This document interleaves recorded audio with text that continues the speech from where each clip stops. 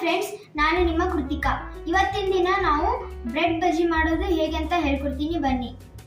Bread ಬಜ್ಜಿ ಮಾಡಲು ಬೇಕಾಗಿರುವ ಸಾಮಗ್ರಿಗಳು: ಕಡಲೆ ಹಿಟ್ಟು, ಬ್ರೆಡ್, ಅಜ್ವಾನ್, ಕೊತ್ತಂಬರಿ, ಅಚ್ಚು ಖಾರದ ಪುಡಿ, ಉಪ್ಪು.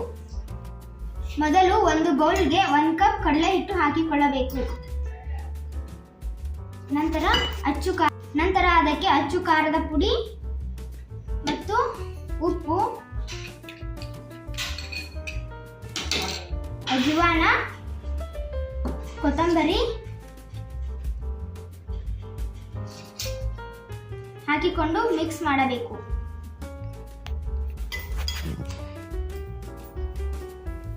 ಮತ್ತೆ ಅದಕ್ಕೆ ನೀರು ಹಾಕಿಕೊಳ್ಳಬೇಕು.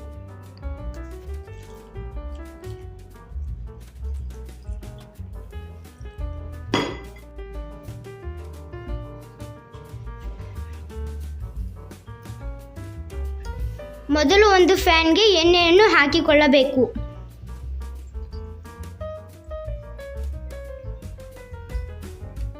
ಎಣ್ಣೆ ಕಾದ ನಂತರ ಒಂದು ಬ್ರೆಡ್ ಅನ್ನು ತಗೊಂಡು ಕಲಿಸಿದ ಹಿಟ್ಟಿನಲ್ಲಿ ಡಿಪ್ ಮಾಡಿಕೊಳ್ಳಬೇಕು.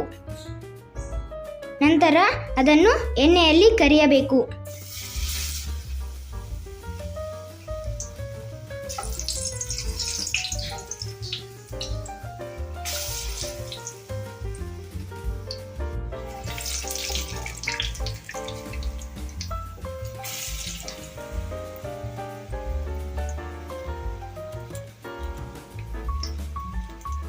ಬನ್ನಿ ಫ್ರೆಂಡ್ಸ್, ಈಗ ಬ್ರೆಡ್ ಬಜ್ಜಿದ ಟೇಸ್ಟ್ ನೋಡೋಣ.